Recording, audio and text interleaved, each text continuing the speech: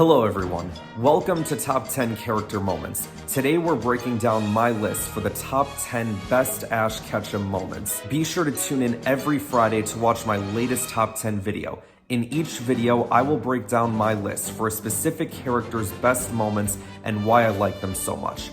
Now for those who don't know, I'm Ryan Brower. I run another YouTube channel called Sector for Nerds, a place where I do all kinds of things like reaction videos, play video games, discuss Star Wars and Marvel shows that appear on Disney Plus, and so much more. So I ask not only you subscribe to this channel, but also Sector for Nerds, as it would really mean a lot to me. Thanks guys. Growing up, I was a huge Pokémon fan. I collected the cards, I watched the TV series, and I played the video games. I loved it all. Even today, I'm still playing the new Pokémon games that come out for the Nintendo Switch. Today we're going to talk about the boy who wants to be the very best, like no one ever was. To catch them is his real test, to train them is his cause. Y'all know the rest. So without any further ado, here's a few honorable mentions. First up, meeting Brock. Now, meeting Brock itself isn't so much the moment as much as it is the idea that from that point forward, Ash had an older brother of some sort that would help as he travels to different regions of the world. There's been over 20 plus seasons of the anime, and Brock has been there for pretty much half of it. As for our other honorable mention, defeating Sawyer in the Kalos League. Reason being isn't just about their rivalry in the XY series, which was good, but it's also the idea of Ash getting past the top 4 in an official league and making it to the finals, because up until this point in the show, it hadn't happened yet. And I don't count the Orange Islands and Battle Frontier because those were different from the region leagues such as Kanto, Johto, Sinnoh, Kalos, etc. Alright, let's get into the top 10 list itself. Here we go. At number 10, helping Serena when they were little. This has got to be one of my favorite flashbacks in the whole series. In earlier episodes of the XY series, we see that Serena clearly has a history with Ash, but we don't know to what extent. And when I found out, it did not disappoint. Getting to see little Ash help someone in a very Ash way was adorable. And the way Serena looked at him, I was like, oh my gosh, this is my new favorite Pokemon ship. There's been many Ash Ketchum ships, such as Pokeship, Advanced Shipping, Pearl Shipping, but I am definitely an Amore shipper. At number 9, becoming Chimchar's trainer. This particular Chimchar had tremendous power and so much potential. Ash's rival Paul tried to unlock quickly using very rough training methods, but to no success. When the time came for Paul to cast Chimchar aside, who was there to pick him up? Ash was. I loved this because Chimchar became a huge part of the Ash-Paul storyline in the Diamond and Pearl series. Ash would go on to train Chimchar the right way, where it would eventually become a Monferno and then Infernape. At number 8, becoming Froakie's trainer. Other than Pikachu and Chimchar, Froakie is my other favorite Pokemon of Ash's. The journey these two go on together is incredible. When they first met, Froakie took an incoming counterattack from Team Rocket's Wobbuffet for Pikachu. This would eventually lead to Ash catching it and raising it from a Froakie to a Greninja. Together they form a bond so strong they're able to use Mega Evolution without a Keystone and Mega Stone. At number 7, taking Alain to the limit in the finals of the Kalos series. This is one of my favorite Ash battles against one of my favorite Ash rivals. Alain is a character that is so much like Anakin Skywalker, and I love it.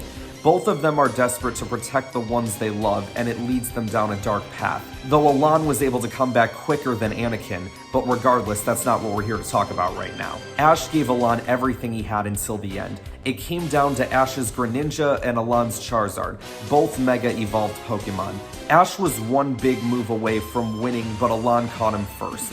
I really wish Ash would have won this league. I think this story was there for it. He made it to the finals for the first time, had a Mega Evolved Pokemon, and he was up against a trainer he's never beaten before. If there was ever a time to pull the trigger, it was then, especially coming off of what I think is the best series of the whole anime. Ash's character was the best it's ever been in the XY series, and on a side note, if Serena started to get emotional seeing Ash beat Sawyer in the semis, imagine her reaction if he would have won the whole thing. Ugh, I really wish Ash would have won here. At number 6, defeating Tobias's Darkrai in the Sinnoh League. This character made his debut in the Sinnoh League arc passing Barry in a hallway. We later learned that this dude won all of his 8 Sinnoh badges and advanced through the first 2 rounds of the league using only his Darkrai. Once Ash made it to the semifinals, he learned that his next opponent is the man with the Darkrai. A Darkrai that Ash ends up beating with his Sceptile. It was a huge moment because for the first time, Tobias' Darkrai lost. But Tobias still had 5 Pokemon, and since Darkrai took out 3 of Ash's Pokemon before falling to Sceptile, he only had 3 left. And then Tobias brought out a Latios, another legendary Pokemon, and I was like, are you serious? To this day, I'm still curious about what Tobias' other 4 Pokemon were. Were they just Pokemon of a weaker level, or were they more legends? And then Tobias won the finals using only his Darkrai, making Ash the only trainer not just in the league, but in all of Sinnoh that gave Tobias a run for his money. Hence, I think this is a big deal. At number 5, defeating Gary Oak in the Johto League. Ash and Gary were rivals for the first 5 seasons of this show. The two had their fair share of battles over that time, but none as big as the Johto League, coming down to Ash's Charizard and Gary's Blastoise.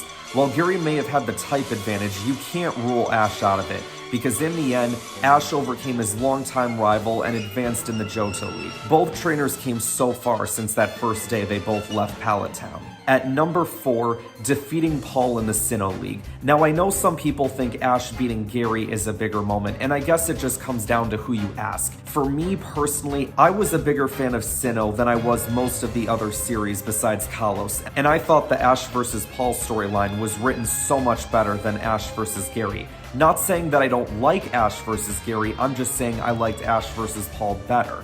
Before his semi-final match with Tobias, they had a quarter-final battle. Last time these two battled, Ash got absolutely destroyed by Paul. This time, it was a different story. Infernape was the MVP of this whole battle, taking down several of Paul's Pokemon, including his final one, Electivire. But in order to do it, Infernape had to be taken to its breaking point to unlock its Blaze ability, where Infernape reached its highest potential and overcame Paul. After the battle, Paul found a new level of respect for Ash. I think realizing Ash was able to do what he couldn't, and that's raise Chimchar and be able to control its power and harness it to the best it can be. Chimchar was meant to be Paul's best Pokemon, but it ended up being Ash's instead. One man's loss is another man's gain. At number 3, conquering the Battle Frontier. This may not be an official battle league, but it's the mother effin' Battle Frontier. Ash had to fight tough battle after tough battle in order to get to Brandon, the lead of Frontier Brain. It took Ash 3 tries to defeat him, but as they say, third time's the charm. At number 2, becoming the Alola champion. It took 22 years, 21 seasons, and 1,080 episodes, but Ash finally became a champion in this moment. I know Ash couldn't believe it when it happened, but as I watched this scene for the first time, I couldn't believe it happened either. Like, I had so many emotions running through me, and even then I'm like, there's no way this just happened. My boy is a frickin' champion. Now keep winning more titles and become what you set out to become since day 1, and that's a Pokemon Master.